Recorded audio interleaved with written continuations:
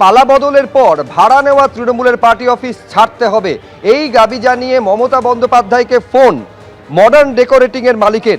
মেট্রোপলিটনে তৃণমূলের ভাড়া নেওয়া কার্যালয় ছাড়তে মমতাকে ফোন। বাইপাস ধাবার পাশে মডার্ন ডেকোরেটিং এর হোটেল ভাড়া নেয় তৃণমূল।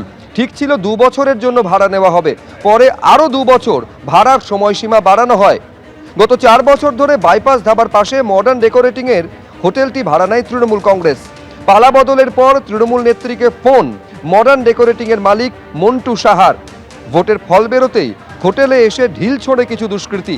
ভাড়া নেওয়া পার্টি অফিসটি ছেড়ে দিতে তৃণমূল নেত্রীকে অনুরোধ করেন মন্টু সাহা। 2 মাসের মধ্যেই কার্যালয় খালি করে দেওয়া হবে, মন্টু সাহাকে আশ্বাস দিয়েছেন মমতা বন্দ্যোপাধ্যায়।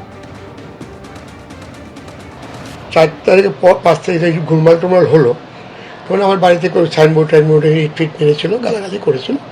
4-5 দিন আগে দিদিকে বললাম এই ব্যাপার, তো কী করি। দেখো আমি দেখছি। সন্ধ্যেবেলা আমাকে বললো যে ঠিক আছে, তুমি আমরা জুলাইয়ের মধ্যে খালি করে দেবো। আমি তো বলে দিলাম তাহলে আমি সাইনবোর্ডটা খুলে দেবো, এক গোলমাল হচ্ছে, আমার খুব টেনশন হয়ে যাচ্ছে, আমি খাবো কি, আমি একটা এই করছি ওই করছি, খারাপ লাগবে, লোকে কী বলছে। তাই তো আতঙ্ক হয়ে আছি, ঘুম হয় না। তখন বললো আমার ছেলে যাতায়াত করে করে কি, তখন বল দিদি বলো আমি তোমার কথা দিলাম জুলাই মাসের মধ্যে আমি খালি করে দেবো। স্ক্যানারে অভিষেক বন্দ্যোপাধ্যায়ের সম্পত্তি 188 এ হরিশ মুখার্জি রোডে শান্তিনিকেতনে সেই ঠিকানায় নোটিশ পাঠানো হয়েছে। তার কোম্পানি এবং তার আত্মীয়ের বাড়িতে মোট 17টা নোটিশ পাঠানো হয়েছে। শান্তিনিকেতনে লিপস অ্যান্ড বাউন্সের নামে নোটিশ পাঠানো হয়েছে।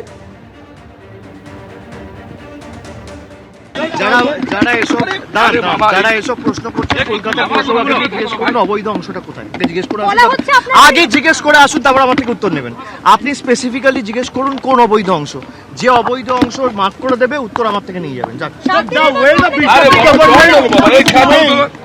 ত্রিপুরা, অসম আর পশ্চিমবঙ্গ সীমান্ত দিয়ে অনুপ্রবেশ বন্ধে প্রতিশ্রুতিবদ্ধ সেই রাজ্যের সরকার। দেশের সীমান্ত পুরোপুরি সিল করতে হবে, স্মার্ট বর্ডার চালুর বার্তা দিয়ে কি বললেন আজ কেন্দ্রীয় স্বরাষ্ট্রমন্ত্রী, শুনবো।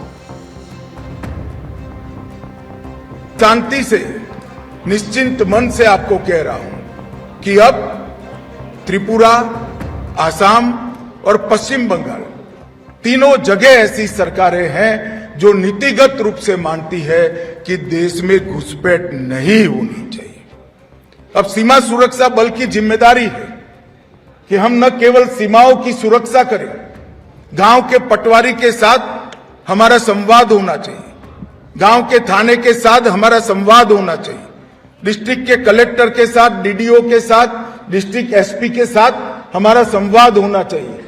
कौन नया घुसपैठिया आया है, क्या रूट है, कहां से तस्करी हो रही है, कहां से गौ तस्करी हो रही है, ये सारे रूटों को चून कर बंद करना, समाप्त करना, ये बीएसएफ की जिम्मेदारी है।